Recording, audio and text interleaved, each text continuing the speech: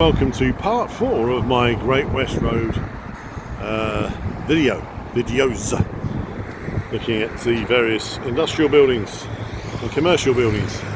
So this is the Pyrene factory, the old Pyrene factory, Pyrene fire extinguishers. And at the end of the last video, part 3, I explained about this building and when it was opened. It was just an opportunity as we move up closer to it to have a look at the entrance with this rather narrow staircase, not very disabled friendly, that is it, and the entrance. I'm sure there was a time when you could actually get up to that entrance, but not anymore, and that's presumably where there's a power room or something. Well, maybe you can, but do I risk it? I don't know. So it's now Scholars School System in partnership with Leeds Trinity University that are in that building. So once we go up the steps, I won't go too far. And there we go.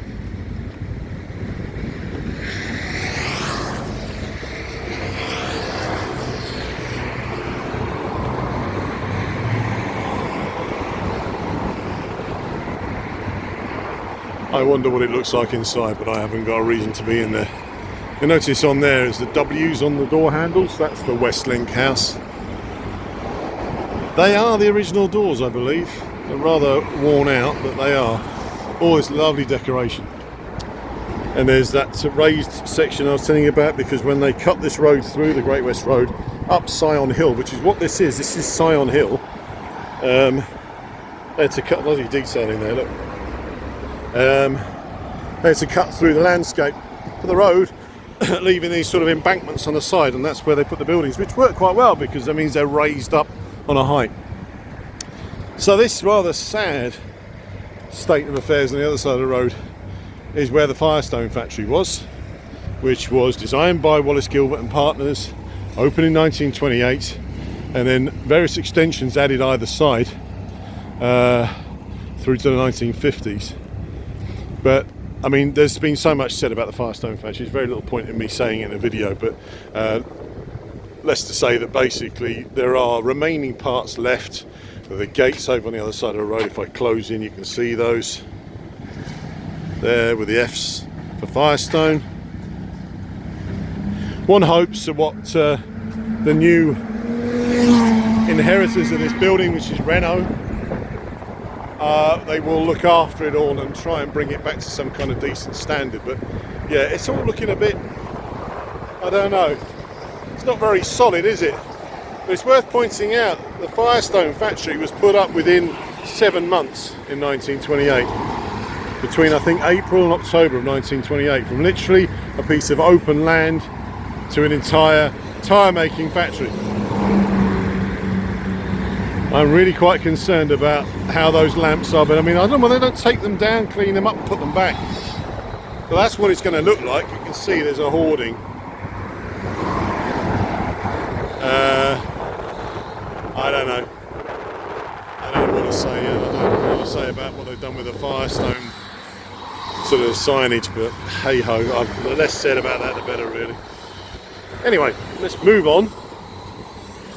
Now, next to the Pyrene factory and opposite the American Firestone Company, the American Pyrene Company, was another American business of sorts, and it was for Packard cars. Packard made luxury cars, and this is the original set of steps that went up to the showrooms. It's all original.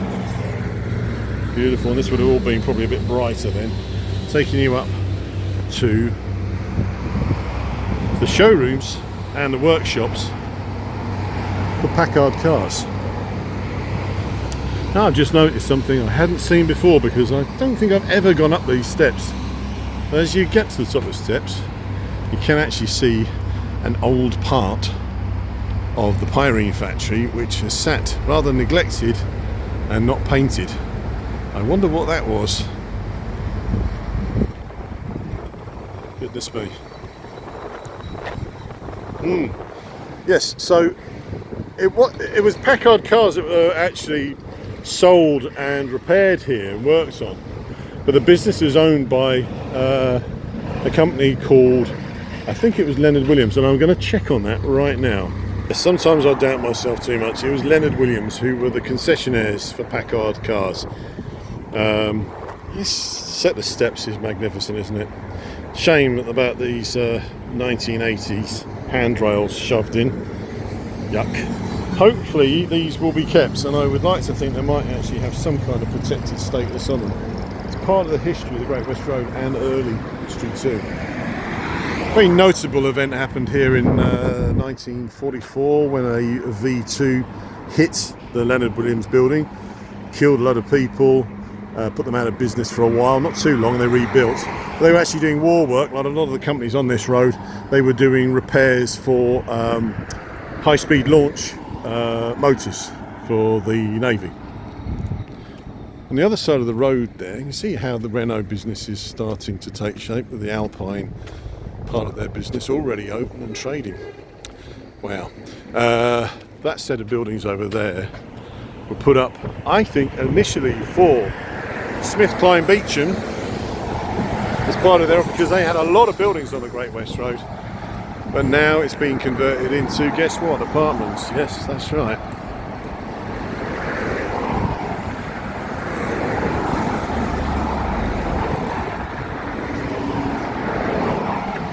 There was a number of different businesses on that side. I think actually Firestone had a separate building on that first bit. And Firestone was a huge concern on this road. It employed lots and lots of people. And they were here until 1978. So they did 70 years. No, sorry, 60 years before leaving. Or maybe it was 79. A year after they'd done that 60 years. 79 they closed down eventually. But I mean, that building that's gone up there is pretty bland, isn't it? But there you go. Now, on this site, and I think this bit of brick wall may in fact be original, but there was another American company, and it was Lincoln Cars.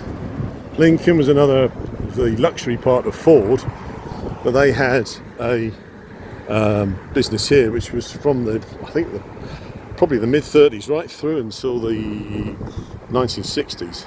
And if you have a look at pictures from the top of this road looking down, you'll see the Lincoln signage.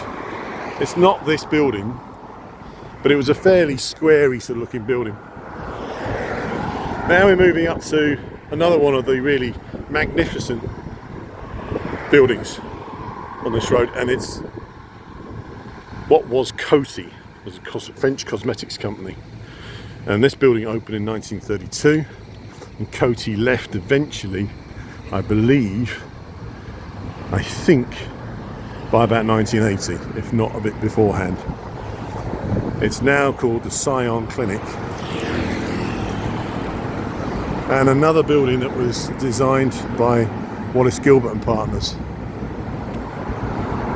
So it's not as ornate as perhaps some of the other stuff they did. And I think it fits in more to what is referred to as streamlined modern. And why I'm saying that is because of these curvy lineal bits that's on the top of the entrance. So it also goes to these. He was a great fan. It's Thomas Wallace that was sort of the guy who presided over the business. Great fan of doing all this sort of detailing. It extended not just the building but all the bits and pieces. There we go. So you have those curvy bits at the top there, which is very much more like late 30s, 32, so it's quite new. And then these sort of stepped bits to go into the entrance. Great feature. The thing is, fortunately, some of the better ones were kept. But it's a near miss. This building here sits on what I found out recently. In many different things that had been on this site before that went up. And it was a black and white building. And for many years was Bowaters, who made very large cardboard sort of fibre tubes for industrial purposes. They were on that site from, I think, the late 50s through until possibly the 70s. At which point Brentford Nylons, yes, Brentford Nylons, that company, if you're old enough to remember, they took it over. But I believe, I've now found out that the building went up for Packard, the company further down there, and it was their heavy workshops for repairs and stuff. I don't know whether that was what that actually meant, but I managed to find a cutting on eBay which shows this place, and it says it was Packard. So that's I think about 1937. So that was a real eye-opener. So I found out the actual history of that building, what it was originally. The road that runs next to it is called Harlequin Avenue, and it runs up to a separate trading estate. A lot of that's actually still quite original. That building on the corner was used for many years by Pernod, the drinks company. There's another shot of the Scion Clinic or Coty building. On this site here, where you've got a Hyundai showrooms, there was originally a very impressive tower-like building, again 30s deco style, and it was for a company called Britol, not Brit Oil, but Britol. I think it might have been an oil business, but it was then taken over by the naval, something to do with the Navy. It was to do with fuels and stuff and research. Not many pictures of that building. You can see it sort of aside from it. Very lovely building, but didn't last the course. It's a shame because I thought that had real power. That's the one we're heading towards. Hopefully I can get it into this video. Now, what was on this site until recently was in fact, and you can't see because it's all flipping hoarding, but it was Homebase, and a building that had been put up by, designed by a very notable architect. The name evades me now. I think it might have been Norman Foster or Grimshaw's. But what was on this site originally was in fact the Isleworth Winery. Yes, that sounds odd, doesn't it? Look, a moment, look, no traffic. Look at that, amazing. Yes, the Isleworth Winery is a company that originally been, I think, in the City of London or somewhere like that, who basically imported in grape juice from the continent and then made wine from it so that they could call it British wine. But the building was very impressive, and I have seen pictures, and at some point or other I might actually get around to doing a book that might feature it. But it was I can't really describe it too well, but it was very impressive. It looked like basically a glass barrel. So whether or not that was functional, I don't know, but it was very impressive. And then next to it was a rather less impressive building. Over here we've got a self-storage company that went up within the last 5 years or so, but there had been a pharmaceuticals company on that site originally, and then beyond that seems still to survive another business that was dealt with chemicals. So I think it's Charles Burnett or something like that. I can't remember everything, but anyway, that road carries on through into I think Isleworth, Osterley, Isleworth, and then we can see the top of the Gillette building. We're going to have to do that, aren't we, really? Even though I have done a video, probably, I can't remember, but looking down the Great West Road, you can see how the road runs down. It's a slight incline. Press the button. I'm going to pause a second. Right, so we're now on Harlequin Avenue. Can't find a sign that says Harlequin Avenue, but it is. And looking down through to the industrial estates. I'm not going to film that because although rather nice in their own way, it's not why I'm here. I'm here to do the Great West Road, but that's quite impressive. You can see in the distance there is a JCB doing its thing. So there's going to be, I believe, apartments on there, probably quite tall. So another change to the whole feel and landscape. And that's the thing you notice about Great West Road buildings. They weren't tall, they were quite low scale, flat factories. Oh yeah, just the other thing to point out here, you can see these posts, which I did in an earlier bit, which are part of the Firestone. So that's the Firestone land. So Firestone presumably put those in, or they are replicas, I can't remember, but yeah, that's where we have the Packard heavy works. So no, these posts aren't original because I've seen a picture with a different entrance, so these have been put in as an affectation just to finish the site off. Right, let's keep going. 14 minutes. Shall we pause a second? Yeah, hang on. Right, now this is not an industrial building, it's a commercial building, and this was actually originally built in the late 30s for the National Provincial Bank, which became NatWest, National Westminster Bank. And it's a bank because obviously all these businesses up here, they needed banks for things like payroll and cashing stuff in. So that's why they were here, and then Midland Bank were further down. There was probably a Lloyd somewhere too. But this is a particularly nice building, which fortunately is being restored, as you can see. Now that woodwork's all been done. You see the lamps inside, I don't know if you can catch those. Let's try and get in, see those hanging down. More like 50s really, but it's late 30s, this building. I can't recall who was responsible for the design of it. It sits quite nicely next to Firestone, obsessed, Gillette, another American company. So there's not really many British companies down this road. When you count them off one by one, Smith's Crisps, they obviously were British. Originally started off in Cricklewood. So let's go move around. So here we are, this is Gillette Corner. Part of the original design for this building, which is designed by Sir Bannister Fletcher, I think it is. Fletcher Bannister, Bannister Fletcher. Put me on the spot and I forget, it's terrible. And this pedestrian subway, which is notable because apparently it's one of the very first pedestrian subways in the UK, believe it or not, in terms of a major underpass. Came out the other side there.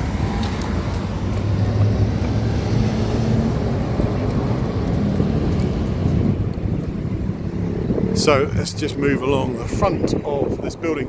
1936, brick finish, so none of this painted white. I don't know whether perhaps certain companies had a say in what they wanted doing, and I think that if you're going to paint or render the building white, that requires a lot of maintenance, and I think some of these companies went, that's not for us, just do it in brick because we know it'll be fine. And I reckon that's possibly why this ended up like this and not in a white rendered finish. There it is. Now, it's a very impressive clock tower. It's a landmark building. If ever there was a landmark building, this is it. But as well as being a clock, which has been recently restored and finished off, you can see it's rather sparkly and shiny and lovely and new. Up there, you've got a viewing bit you can look out the top of if you've got the chance to. But it was originally actually for water. Inside there was a big water tank, apparently. Brickwork's not that clean actually, it could do with cleaning up, but hey ho. And it's incredible frontage. So this factory stayed in business from 1936 right through until 2006, which is what? I can't do the maths on it, but it's something like 70 years, 80 years. So pretty impressive, and it was one of the last factories to actually, I think it was the last factory to actually still keep making stuff. I can't quite work out these lamp standards because they're really old-fashioned, and there is a sort of old-fashioned feel to this building. It's not like streamlined modern, there's something more stately about it, and maybe that was just because the clients, Gillette, wanted something that looked a little bit more formal, a little bit more stately, a little bit more like we've always been here. It's not surprising that these angelic cherubs are holding a sopping great big sword, which of course is a cutting surface. Gillette. And you can see the name of Gillette on the top of the entrance there.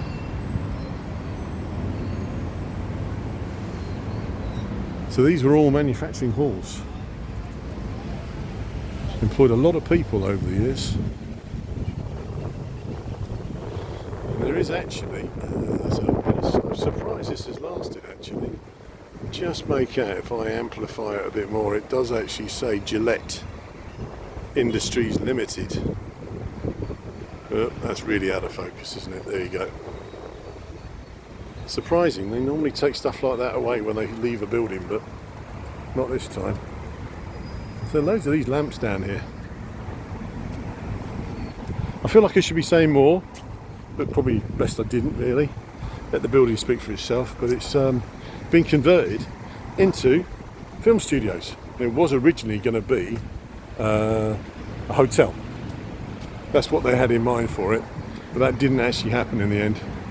And now it's film studios going to be. There's quite a lot of work going on in there. And yeah, just saw a security guard. I hope he's not after me. Not doing anything wrong. This other interesting thing here is the notice this chain link thing that goes around. This is all from the time of Gillette, when presumably they had a sort of businesses had a sort of civic thing going on. So they had this bit of land in front, presumably for the factory workers perhaps to come out, have a cigarette, sit down, have their sandwiches. And it wasn't just factory workers, it was office workers, because the office is in there as well. This was the European base for Gillette at one point before they moved out.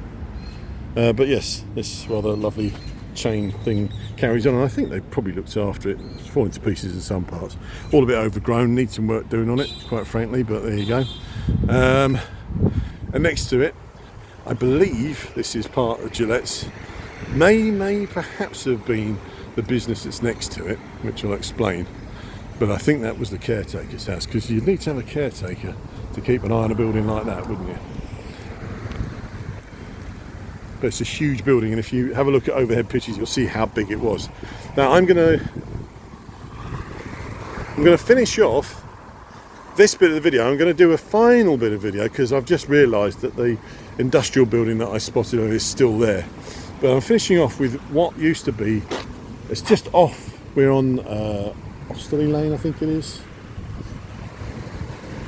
But this used to be the site of the McFarlane Lang's Biscuit Works, the Imperial Biscuit Works as they called it. And you can see the remnants here. These was where the metal fencing was. So McFarlane Lang's eventually became part of United Biscuits, and then McFarlane Lang's stopped being a name, probably around about the 60s. And then the more common McVitie's, Crawford's, which are all part of the same combine. But this bit here would have been the vehicular entrance in and out where the delivery vehicles went. And then I've got a picture in the book that I did, which is called London's Industrial Past, published by Amberley. It shows you delivery vehicles coming out of the factory. And the factory itself sat over there. It was a very large factory, actually. It went back quite a long way, and it even had its own bit of railway line that came in off on the Great Western, so that they could fill up. And it was called, I think, the Biscuit Express, and there was actually a stop so that people could get on and off, workers, so I believe, and I think there's a picture somewhere.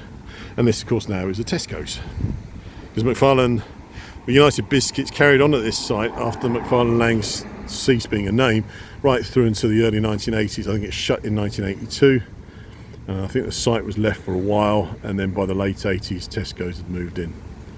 So that concludes that bit of the video, 23 minutes, and I'm going to do a final video which should just be a sort of overview and finishing off, and gives me the opportunity to just do that final building. So there is, believe it or not, a part, 5? Yeah. Right, thanks for watching.